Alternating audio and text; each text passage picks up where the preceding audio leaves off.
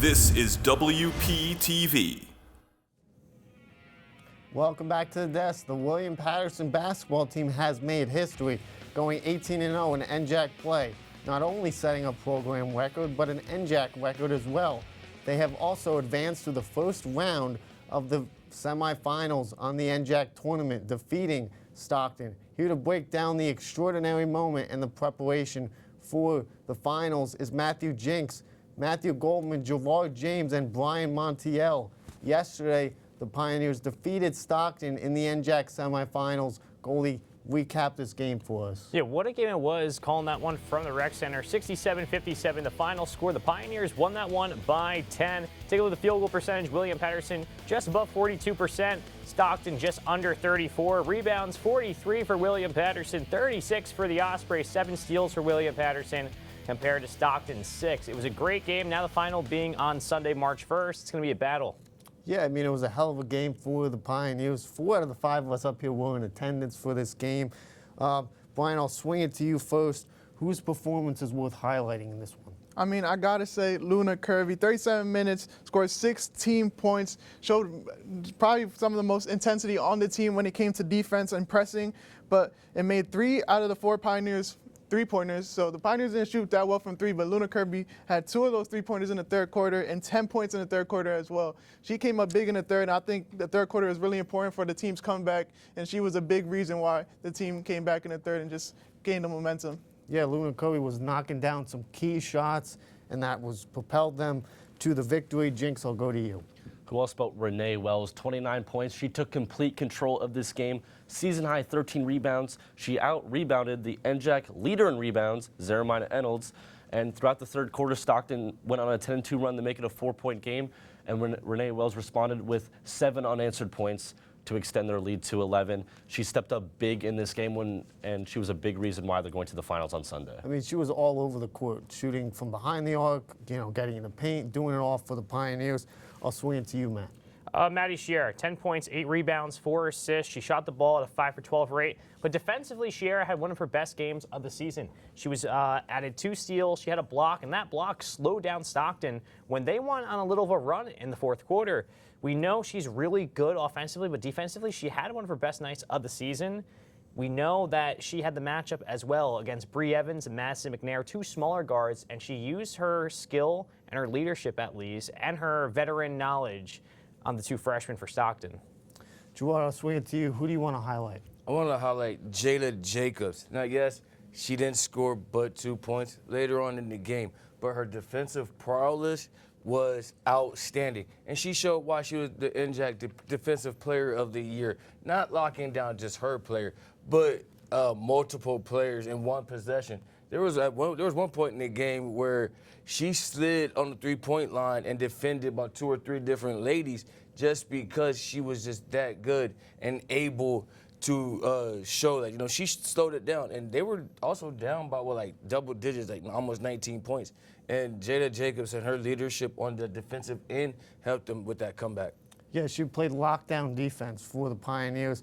The Pioneers went down in the history books, competing the undefeated regular season in NJAC play. Jinx, I'll swing it to you. What do you think the main factor for them finishing the undefeated? I got to go with their veteran/senior core. Renee Wells and Patty Walsh leading the team in points. Renee Wells averaging 17 and a third this season.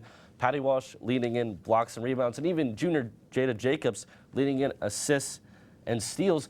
This team is so good at filling in their roles, and they do it at an elite job. And this group is so good at able to work together. And it's not just one person carrying the show. It's each person contributing to their role. And I think that's why they're so successful. They're able to each do their own part and do their best to win the game. Yeah, I mean, this team is just filled with absolute veterans, and I think that's really helped them a lot. And it shows. It shows a lot when you have a lot of that big core like the Pioneers do. I'll swing it to you, Goldie. Everyone knows their role for William Patterson. Renee Wells, Patty Walsh run the offense. Jada Jacobs, Luna Kirby run the defense, and Sierra does a great job doing both things offensively and defensively. Then you look at the bench. Leilani Pinder and Megan Sears, the 6th and 7th man in the rotation. They know their role coming off the bench and providing instant energy. great teams don't overstep boundaries, and that's the prevalent of what William Patterson has done all season long. Yeah, I mean, this team is very cohesive. Like you said, they understand the roles, and you know, that's a big key in basketball. You gotta understand the roles to be successful. I'll go to you, Jordan. In knowing your roles, but also accountability. Last night, we seen it. Every time something happened, each lady, if it happened to them, they were able to, hey, my bad. Even Coach Monahan, she's acknowledged how much the accountability of this team has increased the success. And honorable mention, there was one thing we didn't mention in the last segment, and that was Patty Walsh. And it's kind of crazy that one of the senior leaders, one of the vocal leaders of this team, we didn't mention, but she, you know, her accountability last night, she even had 4 fouls, almost fouled out. And what happened? She was still dominant and still was able to affect the game in other ways more than one. And for us on Sunday, that's going to be big and crucial if they want to pull out a win. It was a block party last night. It She had was 5 a blocks. block party. Brian? For me, y'all know I really love defense, and this is an elite defense. It's a big reason why they're in the position that they're in right now. They're first in steals, first in blocks. They forced 601 turnovers in their NJAC season. The next closest is 440 turnovers. They average 23 turnovers per game. Their opponents average 23 turnovers per game. They have a 21-point margin, which means they beat teams by 20 points on average. That's because of their defense. And I think their elite defense is why they're in that position.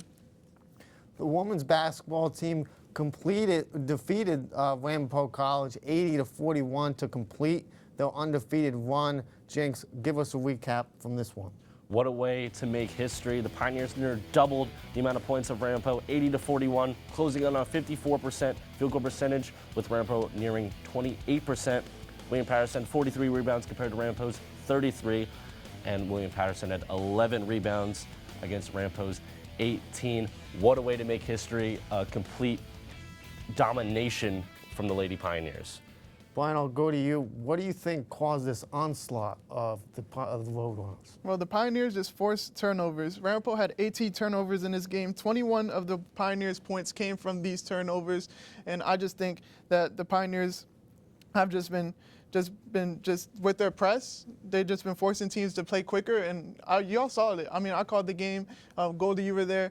It just forced Ramapo to play a lot quicker than they wanted to, and they were just flustered. And the press really just made them out of unorganized. Gerard?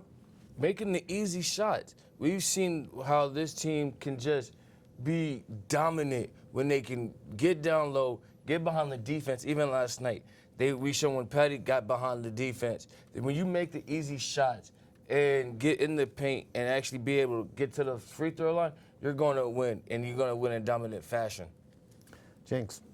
I want to highlight Luna Kirby and her efficiency. There were 10 players in total, 5 from the William Patterson side and 5 from Ramapo, that played more minutes than her. She played 19 minutes and led the game in points at 14. She went 6 for 8 on field goals, 2 for 3 on 3 points, and this allowed William Patterson to extend their lead and basically put salt in the wound in a game where all the players on the team did a very good job and they performed very well. And Luna Kirby was only able to add to that dominating win.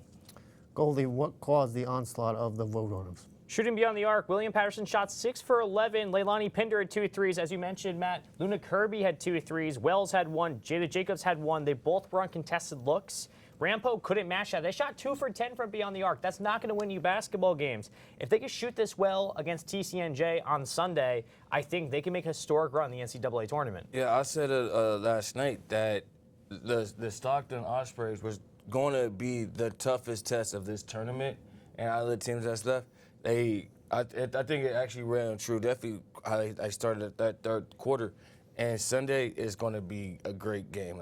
It might actually become another blowout. On Sunday, March 1st, the Pioneers will play for an NJAC Championship against TCNJ. Goldie, I'll go to you. What are the keys to victory to securing an NJAC Championship? Perimeter defense. Jada Jacobs, Luna Kirby, Madison Sierra. That's clamps on the defensive end. TCNJ is ran by guards. One of their tallest players that's playing center for them is Maya Horgan-Hunt. She's like 5'7". I'm 5'8". I'd be playing center on TCNJ's women's basketball team. That's just an impossible. But with that being said, the interior will be clogged. The perimeter will be wide open. They're going to have to force TCNJ to shoot three-pointers because their team ran by guards, as I mentioned, Amanda Baylock, Brooke McFadden, Katie Fricker. Baylock was first team All-NJAC. Fricker was second team All-NJAC. You have to take advantage of making them shoot because if you clog that interior, they're not going to drive in. Gerard, what do the Pioneers need to do to get this victory here? Like I said a few minutes ago, make the easy shots. You got to get down low. You got to attack the paint. You got to get to the hole because if you're going to sit there and let TCNJ force you into three-point shots, it actually can turn into a very bad game and a very long day for the Pioneers. Sunday can be a very short game, or it could be a very long game. And if the Pioneers want to win and take this on to the NCAA tournament, then get in the paint, Renee, get to the mid-range, make your shots, get to your spot, and knock them down.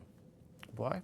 Guys, defense wins championships, and the defense has to be the main vocal point of this team if they want to win this game. I want to see the press early. They have Jada Jacobs, Defensive Player of the Year, Luna Kirby, Madison Sierra, elite perimeter defenders, Patty Walsh, leader in blocks, and Renee Wells, seventh in steals. And I think personally she's the best charge taker in the NJAC. So I mean, this defense is going to lead the team to victory like it has been throughout the season. You kept saying that last night. You wanted to see more of the press. And when they finally did press, we seen what happened. And that's what happened. That really took away the game from Stockton. Once William Patterson started pressing, automatically Stockton got uncomfortable. Yeah, I want to see if TCNJ also try to implement that 3-2 zone. That gave the Pioneers issues early in that first quarter, and then started that second half of the third quarter. Jinks, round us out with the keys to victory for the Pioneers. I think you got to go with your same old process. You obviously have the tools to win this game. This team has been so well-rounded and so good this entire season. You've beaten TCNJ twice. You know how to handle them, and you know how to prepare for this game. Stick to the same process. Show that same level of mental toughness and dominance. If they perform how they have been all season, there is no doubt they're going to win this game. That will do it for this week's coverage of WP Women's Basketball postseason. Coming up next, we got coverage on ice hockey with Baylee Matthews and the NHL folks next on WP TV.